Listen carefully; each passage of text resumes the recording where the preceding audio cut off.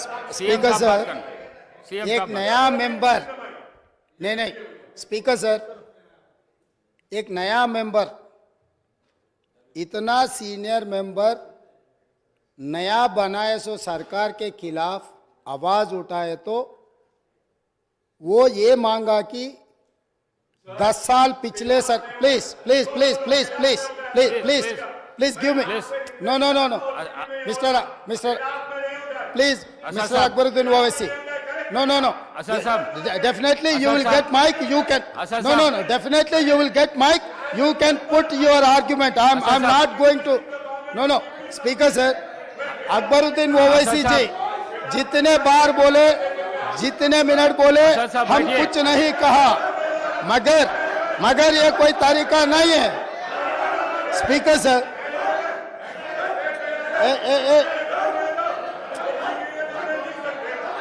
असद साहब,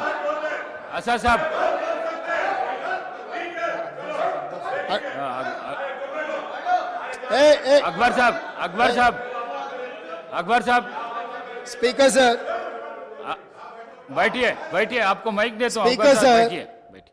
इतना नहीं सर, स्पीकर सर, अकबर साहब ने 6 बार चुनाव लड़के 6 बार चुन के आए, इसीलिए हमारे सरकार मेजॉरिटी मिलते ही अकबरुद्दीन ओवैसी जी को हम प्रोटेम स्पीकर बनाए। हम जितना उनको, वो पार्टी को, माइनॉरिटी को जितना मौका देना है हम कोशिश किए। ये 1 minute, yes, because of your seniority, this is not any out of turn quota, we have respected your seniority and your experience, that is what I wanted to clarify. At the same time, he has to respect colleague member, he is also, no, seniority doesn't get any extraordinary powers, seniority or juniority or first time or 10th time member, her member के लिए एक ही तरह के हक होते हैं। आपके अध्यक्ष में जितने भी 119 मेंबर्स है, हर मेंबर के लिए एक ही तरीका का यहाँ पर मौका मिलना चाहिए, एक्सप्रेस करने के लिए मौका देना चाहिए। अगर कोई नया मेंबर कुछ मुद्दा उठाए तो सीनियर मेंबर सब्र करके उनको जवाब दिए तो ठीक रहेंगे, तब वो कुछ सीखने के भी एक मौका मिलेंगे। क्योंकि ये सभा में 57 न्यू मेंबर्स चुनाव लड़के जीत के आए। जैसा अकबरुद्दीन ओवैसी साहब को लोग चुने, डॉक्टर कवंपल्ली सत्यनारायण को भी लोग चुन के यहाँ भेजे। किसी को बेइज्जती करने से अपना इज्जत बढ़ता बोल के कोई समझे तो बहुत अफसोस की बात है। ये ऐसा चर्चा यहाँ पर हम लोग सब दोस्त है, कलीग मेंबर्स है, एक को दूसरे अगर हम इज्जत दिए तो ही लोगों के सामने अपना इज्जत बढ़ेंगे, अपना एक्सपीरियंस के लिए भी एक शोभा देंगे। और तीसरी बात speaker sir, I wanted to set right the records, जितने भी मेरे learned friend old city development के बारे में बहुत कुछ कहा, मैं अप्रिशिएट करता हूं, क्योंकि उनका रिकॉर्ड, उनका एक्सपीरियंस ये सभा में रखने के लिए उनको मौका मिले। आप माइक दिए, साहब ने ये मौका को अच्छा उनके डेवलपमेंट के बारे में बोले। मगर मैं एक बात बोलना चाहता हूं स्पीकर सर, ट्रांसमिशन लॉसेस जितना तरक्की किए वो सरकार में था, वो अलायंस पार्टनर है, वो सरकार से अलग नहीं है। बार बार यहीं से केसीआर साहब ने, वहां से हमारे मित्र अकबरुद्दीन ओवैसी साहब ने ये कहा, टीआरएस और एमआईएम का गठबंधन है, हम लोग साथ में रहेंगे, ये सरकार को मदद हम देंगे बोल के वहीं से अकबरुद्दीन ओवैसी साहब ने कहा। तो हम लोग उनको अलग नहीं देख रहे। वो और ये 10 साल तेलंगाना में सरकार चलाया, 10 साल सरकार चलाने के बाद भी आपके ही सरकार में अब जितने भी मुद्दे उठाए और वो डेवलपमेंट नहीं हुआ। आप जो बात हमारे सामने रखे, हम जरूर ओपन माइंड से, हम ओल्ड सिटी या न्यू सिटी को अलग अलग नहीं देखते। वो शहर हमारे है, 450 साल के शहर है, वो शहर का शान बढ़ाना हमारी जिम्मेदारी है। ओल्ड सिटी में जितना भी डेवलपमेंट के लिए अकबरुद्दीन ओवैसी एमआईएम पार्टी के नेता है, ये पूरा मुस्लिम का जिम्मेदारी ले सो वाला नहीं है, ये आम जनता हिंदूज भी उनको वोट डाले। जहां पर चंद्रायन गुट्टा में पूरा मुसलमान वोटों से चुन के आए क्या? ओल्ड सिटी में जितने भी 7 एमएलए जीत कर आए, हिंदू का कोई किसी का वोट नहीं मिला एमआईएम को, ये बात कहना चाहता है। ये बात तो ठीक नहीं, अफसोस की बात है। सब लोग आपको वोट देके आपको चुना के इधर भी जाए। आप बोल रहे मुसलमान के आवाज दबाने के लिए कोशिश कर रहे। भाई आपके मुसलमान के रिप्रेजेंटेटिव जैसा नहीं देख रहे। ये तेलंगाना 4 करोड़ जनता के तरफ से आप चुन के आए, 4 करोड़ जनता के लिए आप रिप्रेजेंट करो। नहीं नहीं नहीं सर आपको जब mike speaker sir Akbaruddin Owaisi साहब को जब माइक मिलेगा ना, तब उनके बात वो रख सकता है। लीडर आप तो अभी तो वो डिस्टर्ब नहीं कर सकते सर वही सच है तो सर अगर वही सच रहा तो हम लोग जुबली हिल्स से एक मुसलमान हिंदुस्तान के सबसे बड़ा खिलाड़ी अजहरुद्दीन ओवैसी को हम टिकट दिए।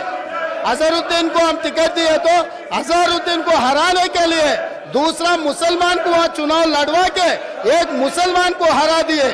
दूसरी बात, कामारेड्डी से हम लोग शब्बीर अली जी को जिताने के लिए, एक माइनॉरिटी को जिताने के लिए हम कोशिश किए तो शब्बीर अली को हराने के लिए उनके जाने माने दोस्त कल्वकुंट्ला चंद्रशेखर राव वहां कामारेड्डी से चुनाव लड़ा साहब।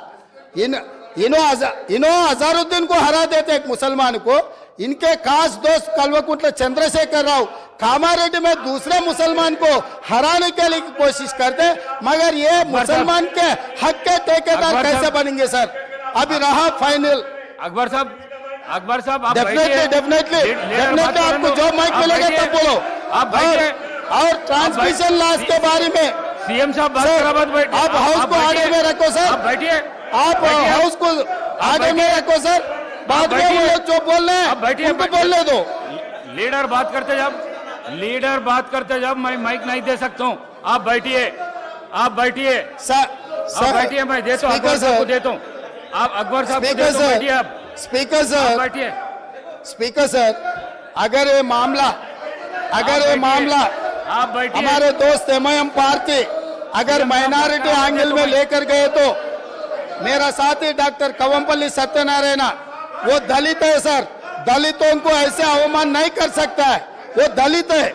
दलित को एमआईएम मुसलमान लोग मिलके उनको बेइज्जती करना भी ठीक नहीं है सर। ये देख कर एमआईएम सोच कर अगर उन मेंबर्स को पोडियम में भेजना नहीं भेजना उनके लीडर का जिम्मेदारी है सर। और रहा सर, अब इतना सारे ओल्ड सिटी में डेवलपमेंट हुआ ना सर, मैं यहाँ पर ट्रांसमिशन लॉसेस के बारे में मैं ये हाउस के सामने गवर्नमेंट डॉक्यूमेंट्स में रखना चाहता हूँ। Hyderabad south 43% transmission losses, Siddipet division 61.37% transmission losses, Gadwal division 50.29 transmission losses. Speaker sir, విద్యుత్ సరఫరాలో బిల్లుల వసూలులో ఈ రోజు హరీష్ రావు గారు బాధ్యత వహిస్తున్న సిద్దిపేటలో 61.37% అధ్యక్ష, గజ్వెల్ మాజీ ముఖ్యమంత్రి గారు ప్రాతినిధ్యం వహిస్తున్న శాసనసభ నియోజకవర్గంలో 50.29 ట్రాన్స్మిషన్ లాసెస్. ఇప్పటి వరకు అక్బరుద్దీన్ ఓవైసీ గారు ఏదైతే చెప్తున్నారో హైదరాబాద్ సౌత్ నుంచి 43% ట్రాన్స్మిషన్ లాసెస్. ఈ రాష్ట్రంలో అత్యధికంగా విద్యుత్ వినియోగం చేసే దాంట్లో బిల్లులు ఎగవేసిన దాంట్లో మొదటి స్థానం సిద్దిపేట ఉంది, రెండవ స్థానంలో గజ్వేల్ ఉంది, మూడవ స్థానంలో హైదరాబాద్ సౌత్ ఉంది. ఈ ముగ్గురు లీడర్లే 10 సంవత్సరాలు తెలంగాణ రాష్ట్రాన్ని పరిపాలించి విద్యుత్ బకాయిలు చెల్లించక మొండి బకాయిలల్లా సిద్దిపేట, గజ్వేల్, హైదరాబాద్ సౌత్ ఉన్నది అధ్యక్ష. ఈ రోజు మొత్తం విద్యుత్ రంగమే దివాలా తీయడానికి, అప్పుల పాలు కావడానికి ఈ 3 ప్రాంతాల నుంచి బిల్లులు చెల్లించకపోవడం వల్ల ఈ రోజు ఈ పరిస్థితి దాపురించింది.